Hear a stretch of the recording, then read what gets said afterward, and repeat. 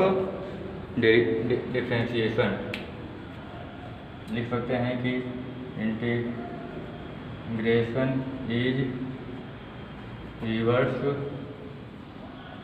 Process of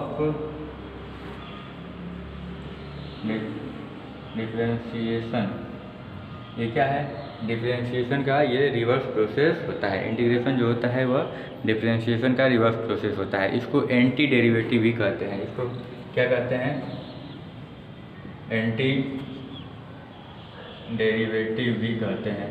इसको integration क्या कहते हैं? एंटी डेरिवेशन भी कहते हैं। ठीक है ना। जैसे कि हमको डिफरेंशिएशन करना है, y इक्वल टू एक्स के पावर 3 है। तो y इक्वल टू एक्स के पावर 3 है, तो इसका हम डिफरेंशिएशन करेंगे तो क्या होगा? इसको हम y इक्वल टू एक्स के पावर 3 है, इसको हम क्या लिख सकते हैं? fx भी लिख सकते हैं। और जब इसका हम डिफरेंशिएशन करेंगे तो क्या आएगा? इसका आ जाएगा dy बाई dx होता है, इसको क्या लिख देते हैं? 3x square. और ये क्या बन जाता है हमारा? fx बन जाता है। ये डेरिवेटिव x क्यूब का डेरिवेटिव क्या होता है? 3x स्क्वायर होता है। और fx को जब डेरिवेटिव करते हैं तो f डैश हो जाता है, y का dy बाई dx बन जाता है। अगर यही हमको log x का डेरिवेटिव करना होता है, किसका? log x का डेरिवेटिव जब हम करते हैं log x का, तो dy बाई dx अगर log x है तो इसका डेरिवेटिव करेंगे तो क्या हो जाएगा? 1 बाई x हो जाएगा। ठीक है ना। log x का डेरिवेटिव क्या होता है? 1 बाई x डेरिवेटिव होता है। ठीक है। तो इसको देखो, इसको दो वे से बोलेंगे, एक ही चीज़ को दो वे से। देखो हम कहेंगे कि derivative of x cube is 3x square. हम रद्द करते हैं, लिखते हैं derivative of x cube is क्या लिखेंगे? 3x square. हम क्या लिखते हैं? 3x स्क्वायर लिख देते हैं। और वही हम लिखते हैं कि एंटी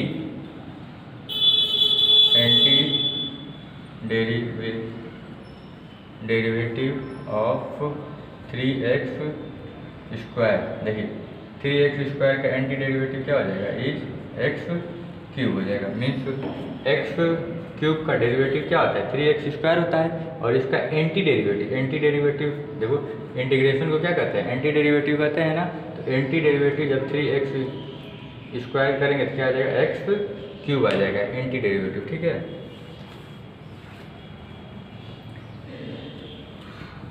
समझिए कि हम एक ही चीज़ कर रहे थे लेकिन दो वर्ड में। एक बता रहे थे डेरिवेटिव ऑफ एक्स क्यूब क्या जा रहा था? 3x square. वही कर देते हैं कि क्वेश्चन को बस हम चेंज कर रहे हैं। क्या कर रहे हैं? कुछ नहीं कर रहे हैं, क्वेश्चन को रिवर्स कर रहे हैं। तो हम कह रहे हैं कि anti derivative of 3x square, x cube का डेरिवेटिव हो गया 3x square, derivative of x cube equal to क्या आएगा? 3x स्क्वायर आ जाएगा।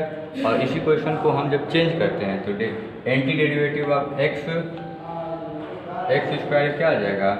ये 3x स्क्वायर आ जाएगा। ठीक है। देखो हम लेट कर लेते हैं, y इक्वल टू एक्स के पावर 3 है, तो इसका हम जब डेरिवेटिव करते हैं dy बाई dx करते हैं तो क्या आएगा? 3x स्क्वायर आ जाएगा। अगर यही हमारे पास कितना आ गया है, ये ध्यान रखिए इसको। अब वही है y इक्वल टू एक्स के पावर 3 प्लस 5 है, तो इसका जब डेरिवेटिव करते हैं dy बाई dx तो क्या आ जाता है? 3x स्क्वायर प्लस कांस्टेंट है, एक 5 क्या है? 5 एक कांस्टेंट है। तो कांस्टेंट का क्या होता है? डेरिवेटिव ऑफ कांस्टेंट का क्या होता है? 0 हो जाता है। तो यहाँ पर 0 हम नहीं लिखते हैं। देखिए तो इसका 3x स्क्वायर का एंटी डेरिवेटिव क्या है? इसका एंटी डेरिवेटिव एक्स क्यूब है। और इसका एंटी डेरिवेटिव क्या है? X cube plus 5। और एक और ले लेते हैं y इक्वल टू एक्स के पावर क्यूब प्लस 120 लिख देते हैं। ठीक है ना। तो इसका डेरिवेटिव जब करेंगे क्या आ जाएगा? dy by dx equal to क्या आ जाएगा? 3x square. ये कांस्टेंट है तो इसका क्या हो जाएगा? 0। अब देखिए इसका एंटी डेरिवेटिव क्या हो जाएगा?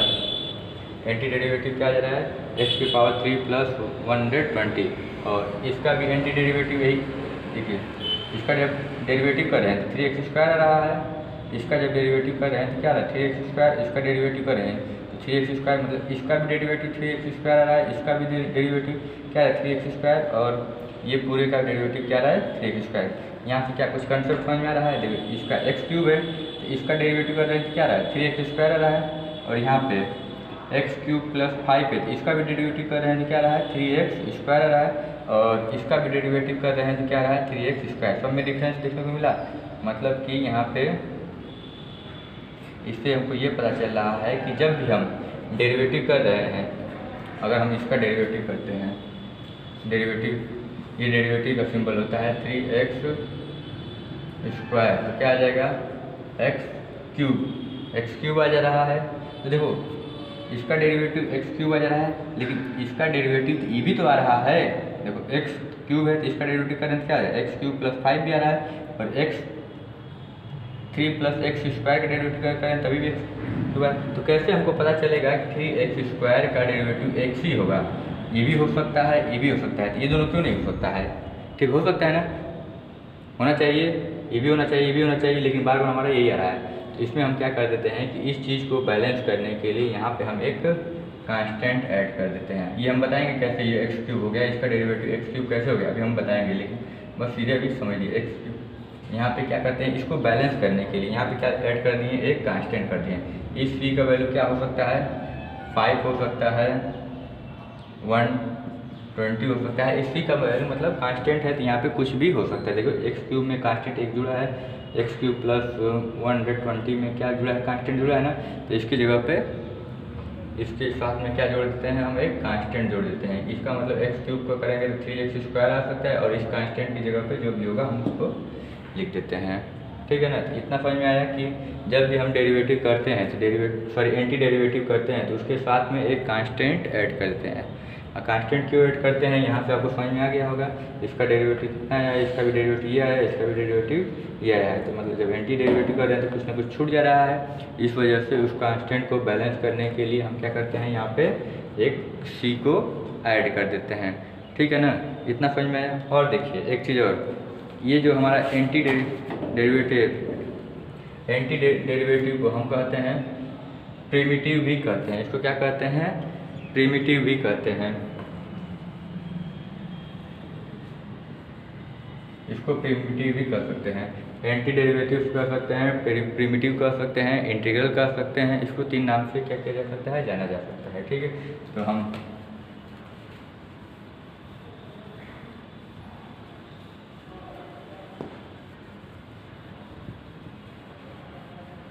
देखिए अगर हमारा कोई फंक्शन है, ठीक है ना, उसको हम डेरिवेट करते हैं। ठीक है, जैसे कि हमारा है इंटीग्रेशन f(x) dx, तो क्या आएगा, इसको आएगा हमारा dx, मान लेते हैं कि यहाँ पे आ गया gx आ गया, इसका डेरिवेटिव gx आ गया प्लस c हो गया। तो इसको ये जो है इस चीज़ को क्या कहते हैं, इसको हम कहते हैं इंटीग्रल साइन कहते हैं। इसको क्या कहते हैं,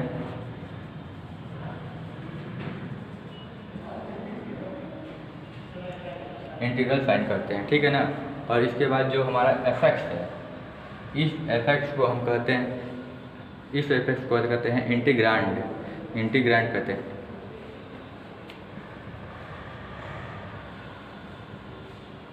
इसको इंटीग्रेट करते हैं। ठीक है ना, और जो dx है, इस dx को हम कहते हैं एलिमेंट ऑफ इंटीग्रेशन। इसको हम कहते हैं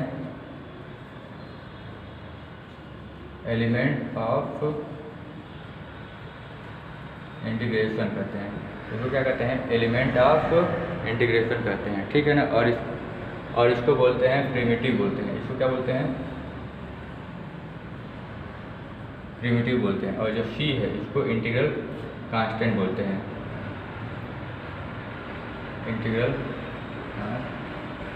इसको इंटीग्रल कांस्टेंट बोलते हैं। इसको इंटीग्रल साइन बोलते हैं, इसको इंटीग्रांड बोलते हैं, इसको बोलते हैं एलिमेंट ऑफ इंटीग्रेशन। और जो ये gx होता है इसको प्रिमिटिव बोलते हैं, और जो c होता है इंटीग्रल कांस्टेंट होता है। ठीक है ना, देखो इतना समझ में आया। अब समझते हैं कि इंटीग्रेशन जो होता है 2 टाइप्स का होता है, एक डेफिनेट इंटीग्रल होता है और एक इनडेफिनेट होता है। इंटीग्रल जो होता है 2 टाइप्स का होता है। ठीक है ना, इंटीग्रल 2 टाइप्स का होता है। ये इंटीग्रेशन कितने टाइप का होता है, 2 टाइप का। एक होता है डेफिनेट इंटीग्रल और एक इनडेफिनेट इंटीग्रल।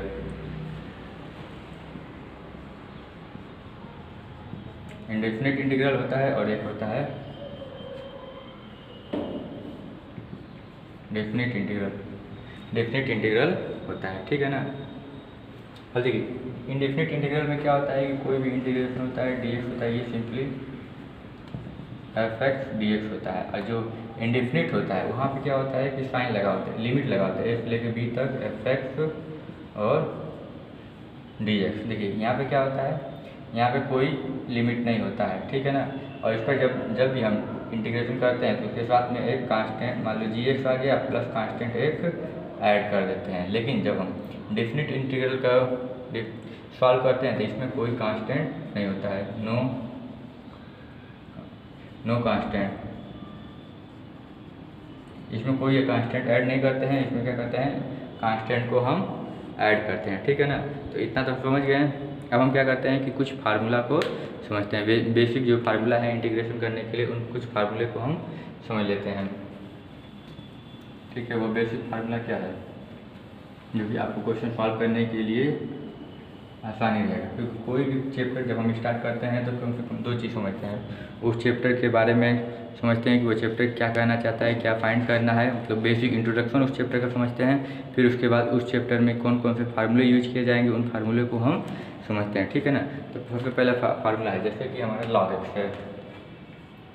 एक्स है, ठीक है। तो इनका डिफ्रेंशिएशन जब हम करते हैं डी बाई डी एक्स करते हैं तो ये क्या जाता है, वन बाई एक्स आ जाता है। डिफ्रेंशिएशन जब इसका करते हैं लॉग एक्स का क्या जाता है, वन बाई एक्स का। यही जब हम एंटी डेरिवेटिव करते हैं मतलब कि यहाँ पे इंटीग्रेशन लगा देते हैं और डी एक्स हो जाता है, तो यहाँ पे क्या आ जाता है प्लस एक सी कांस्टेंट हो जाता है। तो मतलब one by x d x का इंटीग्रेशन क्या हो जाएगा, लॉग एक्स प्लस सी हो जाता है, ठीक है ना। अब वही साइन क्या करते हैं, d by d x sine x है, तो साइन एक्स का डिफ्रेंशिएशन क्या होता है, कॉस एक्स हो जाता है, ठीक है ना। अब इसका कॉस एक्स का इंटीग्रेशन करेंगे, कॉस एक्स और डी एक्स का, कॉस एक्स का इंटीग्रेशन क्या होगा, साइन एक्स हो जाएगा प्लस में क्या हो जाएगा एक सी कांस्टेंट जुड़ जाएगा, ठीक है ना।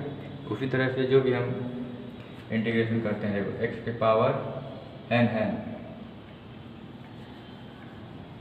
एक्स के पावर एन है, डी बाई डी एक्स है, ठीक है ना। तो इसका इंटीग्रेशन करेंगे तो क्या हो जाएगा, डिफ्रेंशिएशन करेंगे तो एन एक्स के पावर एन माइनस वन आ जाता है, ठीक है ना। इसका करेंगे तो क्या आ जाता है एन के पावर एन प्लस वन आ जाता है, ठीक है। अब देखो इसका डिफ्रेंशिएशन इतना जाता है, लेकिन जब हम इसका इंटीग्रेशन करते हैं डायरेक्ट यहाँ पे इंटीग्रेशन होता है एक्स के पावर एन का, जब इंटीग्रेशन करते हैं तो ये आता है एक्स के power n plus one upon में n plus one, n plus one upon में एन प्लस वन आ जाता है, और प्लस में साथ में एक कांस्टेंट सी जुड़ता है। और एक चीज़ और जाएगी, ये रिस्ट्रिक्शन क्या है, यहाँ पे n की वैल्यू जो होना चाहिए माइनस वन नहीं होनी चाहिए। यहाँ पे n की वैल्यू क्या होना चाहिए, नॉट इक्वल टू -1। क्यों नहीं होना चाहिए -1, क्योंकि अगर इस n की जगह पे -1 पुट कर देते हैं, यहाँ पे क्या पुट करें -1, तो -1 और प्लस में क्या हो जाएगा 0, और 0 किसी भी नंबर को डिवाइड करेगा तो क्या आ जाएगा, इनफाइनाइट आ जाएगा। इसलिए यहाँ पे जब भी डेरिवेटिव इंटीग्रेशन करेंगे तो x के पावर यहाँ पे -1 नहीं होना चाहिए। अगर -1 होता है तो इसको हम क्या लिख देंगे, 1/x लिख कर इंटीग्रेशन कर देंगे, तो 1/x dx का इंटीग्रेशन क्या हो जाएगा, लेकिन यहाँ पे लिखें 1/x dx का इंटीग्रेशन क्या हुआ है, log x प्लस सी हो गया है, log x प्लस सी, ठीक है ना। तो x के पावर -1 है तो इस मेथड से इंटीग्रेशन कभी नहीं करेंगे, ठीक है। क्यों नहीं करेंगे, क्योंकि जब भी यहाँ पे करेंगे तो यहाँ पे -1 आ जाएगा, -1 प्लस क्या हो जाएगा, इनफाइनाइट आ जाएगा, ठीक है ना। तो इस x के पावर -1 जब भी रहेगा तो इसको 1/x लिखेंगे, 1/x लिखने के बाद क्या करेंगे, इसका इंटीग्रेशन करेंगे, तो 1/x का इंटीग्रेशन करते हैं तो क्या आ जाता है, log x प्लस सी आ जाता है, ठीक है। तो इतना हम बेसिक कुछ फार्मूला समझे हैं। अब देखिए दूसरा समझते हैं, कुछ और फार्मूले को समझ लेते हैं अच्छे से, फिर उसके बाद एक्सरसाइज की क्वेश्चन सॉल्व किया जाएगा। अगला फार्मूला है हमारा e के पावर x।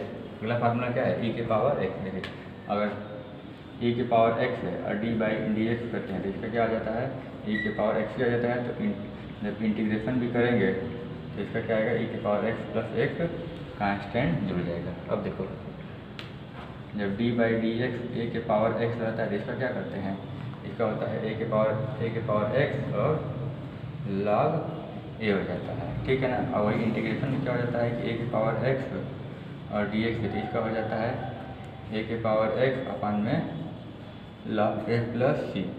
ये कैसे आ गया, देखो जब भी हम इंटीग्रेशन करेंगे यहाँ पे ए की पावर एक्स डेरिवेटिव जब भी करते हैं डी बाई डी एक्स क्या लिखते हैं, ए की पावर एक्स और लॉग ए। लॉग ए क्या है, कांस्टेंट है। लॉग ए क्या है, कांस्टेंट है ना। तो इस कांस्टेंट को हम क्या कर सकते हैं कि इस साइड में ट्रांसफ़र कर देंगे। देखो इसका लॉग ए को जब ट्रांसफ़र करेंगे तो ए की पावर एक्स अपान में क्या देगा, लॉग ए इक्वल टू क्या बचेगा यहाँ पे ए की पावर एक्स और इंटीग्रेशन साइन लगा देते हैं। इसमें ये समझ में आया कि ए की पावर जब एक्स है तो इसका जब हम डेरिवेटिव करते हैं तो ए की पावर एक्स लागे आता है।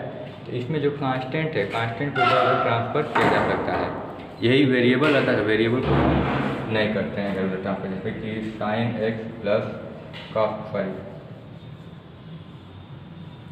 साइन एक्स और कॉस एक्स है। तो इसको क्या कर सकते हैं, मान लो कि कुछ है एफ एक्स है, तो यहाँ पे ये इसको कॉस को इधर उठा के नहीं लिख सकते हैं, कॉस एक्स को इधर उठा के नहीं लिख सकते। क्यों नहीं रख सकते, क्योंकि ये वेरिएबल है। अगर ये कांस्टेंट रहता यहाँ पे क्या रहता है, कॉस ए रहता, ए क्या है, ए कांस्टेंट है, तब तो हम यहाँ पे कर सकते हैं। यहाँ पे कॉस ए रहता तो इसको हम इंटीग्रेशन कर, इसको इधर ट्रांसफ़र कर सकते हैं। लेकिन जब भी हमारा कोई वेरिएबल रहेगा उसको हम ट्रांसफ़र नहीं करते हैं, ठीक है ना।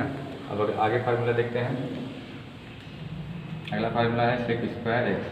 देखो सेक स्क्वायर एक्स का इंटीग्रेशन जब भी करते हैं हम, sec square x d x है, इसका इंटीग्रेशन क्या आ जाएगा, सेक स्क्वायर एक्स किसका डिफ्रेंशिएशन है, साइन का 10 का डिफ्रेंशिएशन है, तो इसका क्या आ जाएगा 10x plus c. Sec square x d x का इंटीग्रेशन क्या होता है 10x प्लस सी होता है। अब इसी यही कोसेक स्क्वायर एक्स है, कोसेक स्क्वायर एक्स और डी एक्स है। कोसेक स्क्वायर क्या होता है, कॉट एक्स होता है, ठीक है। तो माइनस कोसेक का कॉट एक्स होता है, तो ये क्या हो जाएगा माइनस कॉट एक्स प्लस सी जुड़ जाएगा। उसी तरह से हम अगले देखते हैं साइन एक्स का, जाने गए हैं साइन एक्स का इंटीग्रेशन क्या होता है, साइन एक्स का क्या होता है minus cos x plus c होता है, ठीक है। क्योंकि साइन का डिफरेंस देखिए, क्योंकि कॉस का डिफरेंशिएशन करेंगे D by d x, cos x का डिफरेंशिएशन करेंगे क्या आ जाएगा माइनस साइन एक्स हो जाएगा। अब डी एक्स को जब इसका इंटीग्रेशन करेंगे माइनस साइन एक्स का, देखिए क्या आ जाएगा कॉस एक्स आ जाएगा। तो इस माइनस साइन को इधर कर देते हैं, ठीक है ना, और सी को ऐड कर देते हैं, तो ये हमारा आंसर आ जाएगा, ठीक है। तो कॉस का क्या हो जाता है, कॉस एक्स का साइन एक्स का इंटीग्रेशन क्या होता है, यहाँ पे डी बाई डी एक्स है, साइन एक्स का इंटीग्रेशन क्या होता है माइनस कॉस एक्स प्लस सी हो जाता है, ठीक है ना। अब देखो यहाँ पे अब हम सेकेंड टेन एक्स का क्या होता है,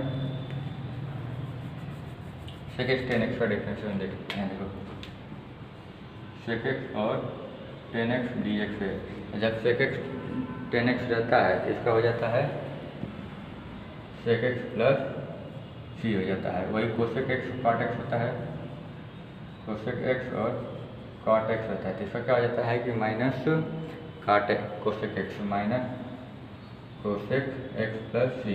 ये cosec x plus cot x का क्या होता है minus cosec x plus c होता है, ठीक है। अगर इंटीग्रेशन है के डी एक्स है, यहाँ के क्या है कांस्टेंट है, इस कांस्टेंट को हम क्या कर सकते हैं बाहर निकाल सकते हैं। इस कांस्टेंट को क्या किया हम बाहर निकाल दिए, फिर इसका इंटीग्रेशन करेंगे, ठीक है ना।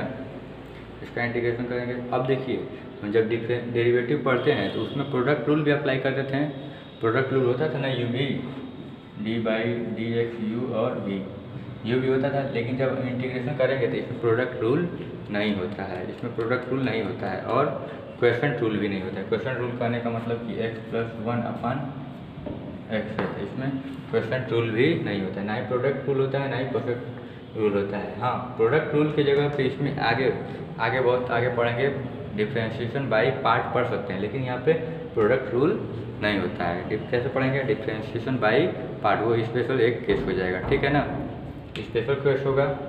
अब देखो हम क्या करते हैं कुछ और चीज़ें देख लेते हैं। जैसे कि हमारा ये है, इसको हम कैसे सॉल्व करेंगे, इसको x बाई एक्स लिखेंगे प्लस 1 बाई एक्स लिखेंगे और इसको कट जाएगा तो क्या रहेगा 1 प्लस 1 बाई एक्स और 1 का देखो जब भी 1 रहता है D by d x x है तो एक्स का डेरिवेटिव क्या करेंगे 1 आ जाएगा। तो जब 1 का इंटीग्रेशन करेंगे तो क्या आएगा एक्स 1 का, यहाँ कुछ नहीं तो 1 है तो 1 का क्या हो जाएगा एक्स हो जाएगा, यहाँ पर क्या आ जाएगा फिर एक्स इसका प्लस सी। तो यहाँ पे 1 है तो 1 का इंटीग्रेशन करेंगे क्या आ जाएगा एक्स आ जाएगा प्लस 1 बाई एक्स का क्या होता है लॉग एक्स प्लस सी, ये हमारा आंसर आ जाएगा, ठीक है। इतना समझ में आया है। अब देखिए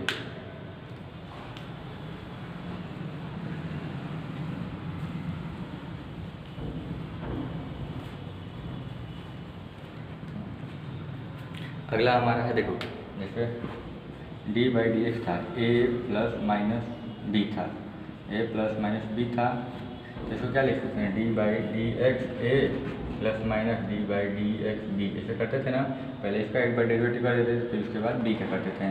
तो उसकी तरह से इंटीग्रेशन में अगर ए प्लस माइनस बी होगा, डी एक्स होगा, तो इसको क्या हो जाएगा, integration A D X plus minus B D X, ये हमारा इंटीग्रेशन हो जाएगा। प्लस में साथ में क्या जुड़ जाएगा, सी जुड़ जाएगा। ठीक है, अब देखिए अब कुछ क्वेश्चन कर लेते हैं। जैसे कि हमारा है एक्स के पावर 5, एक्स के पावर 5 पे इसका इंटीग्रेशन करना है। ठीक है, ये रूल को हमेशा याद करेंगे। एक्स के पावर n है, तो यहाँ पे क्या होना चाहिए, एक्स के पावर n प्लस 1 अपान में n प्लस 1। यहाँ पे रिस्ट्रिक्शन क्या है कि n की वैल्यू नॉट इक्वल होना चाहिए -1 के। n की वैल्यू किसके इक्वल होना नहीं चाहिए, -1 के इक्वल नहीं होना चाहिए। देखिए यहाँ पे एक्स के पावर 5 है और डी एक्स है, इसका हमको इंटीग्रेशन करना है। तो इंटीग्रेशन करेंगे क्या हो जाएगा, एक्स के पावर 5 है, तो यहाँ पे एक्स के पावर n रहता है, तो क्या लिखते हैं, एक्स के पावर n प्लस 1 अपन में n प्लस 1। तो यहाँ क्या हो जाएगा, एक्स के पावर 5 प्लस 1 अपान में 5 प्लस 1 प्लस सी जुड़ जाएगा। इसको क्या लिख सकते हैं, एक्स के पावर 6 अपान में 6 प्लस सी। जैसे सिंप्लीफाई करने के लिए 1/6 और एक्स के पावर 6 प्लस सी, ऐसे क्या किया जा सकता है, लिखा जा सकता है। ठीक है ना, यही होता है। और मान लो कि एक्स के पावर -1 डी एक्स होता है, एक्स के पावर -1 डी एक्स होता है, तो ये वाला रूल नहीं लगा पाएंगे। क्यों नहीं लगा पाएंगे, क्योंकि हम यहाँ पे कहे हैं कि एक्स की जगह एन की जगह पे, यहाँ पे n है ना, तो n की जगह पे -1 नहीं होना चाहिए। जब -1 हो जाएगा तो इसको हम क्या लिखेंगे, 1/x और डी एक्स लिखेंगे। 1/x डी एक्स का इंटीग्रेशन क्या होता है, 1/x और डी एक्स का इंटीग्रेशन होता है log x प्लस सी लिख देते हैं। ठीक है, अब वही हमारा है। अगर दूसरा देखते हैं, अगर हमारा है दूसरा है 1/x के पावर क्यूब और डी एक्स है, इसको इंटीग्रेशन करना है। अब जानते हैं कि अभी अब जाने 1/x डी एक्स रहेगा, तो इसको क्या लिख देंगे, log x लिख देंगे। क्या लिख देंगे, log x लिख देंगे। तो कुछ बच्चे क्या करते हैं कि इसको 1/x क्यूब है, तो इसको लिख देते हैं log x square cube plus c, ये आंसर लिख देते हैं। जबकि ये आंसर क्या है, हमारा गलत है, ऐसे नहीं होना चाहिए। इसके लिए क्या होना चाहिए, इसको हम कैसे सॉल्व करेंगे, इसको सॉल्व करने के लिए पहले एक्स के पावर -3 डी एक्स करेंगे। एक्स के पावर क्या हो गया, -3 डी एक्स। अब देखो यहाँ पे n की वैल्यू क्या है, -1 नहीं ना है, -1 की जगह कुछ भी हो सकता है -1 को छोड़कर। तो इसको लिखा जा सकता है एक्स के पावर -3 प्लस 1 अपान में -3 प्लस 1। इसको सॉल्व करेंगे क्या आ जाएगा, एक्स के पावर -2 अपान -2। अब इसको और सिंप्लीफाई करेंगे तो क्या आ जाएगा, 1 अपान -2, माइनस को ऊपर भेज देते हैं, और ये एक्स के पावर -2 क्या आ जाएगा, 1 अपान एक्स स्क्वायर आ जाएगा, प्लस सी कांस्टेंट क्या हो जाएगा, जुड़ जाएगा। ठीक है ना। एक और अच्छी बात समझ लेते हैं कि देखिए 1/x है, डी एक्स है ना, 1/x डी एक्स का डेरिवेटिव हम क्या बता रहे हैं, log x बता रहे हैं। तो एक्चुअल में होता है ये मॉड ऑफ x होता है, मॉड ऑफ x होता है। लेकिन हम लिखते लिखते क्या करते हैं, उसको मॉड को स्किप करते जाते हैं। ठीक है ना, क्यों ऐसा स्किप करते हैं, क्योंकि मॉड के अंदर हमेशा क्या होना चाहिए, पॉजिटिव वैल्यू होता है, पॉजिटिव वैल्यू होता है, इसलिए हम मॉड लगाते हैं। यहाँ पे जब भी माइनस प्लस रहेगा उसको पॉजिटिव कर देंगे। ठीक है ना, तो कभी कभी क्वेश्चन में हम मॉड को स्किप कर जाते हैं। ठीक है, लेकिन यहाँ पे क्या होता है, मॉड ऑफ x होता है। ठीक है ना, थैंक यू।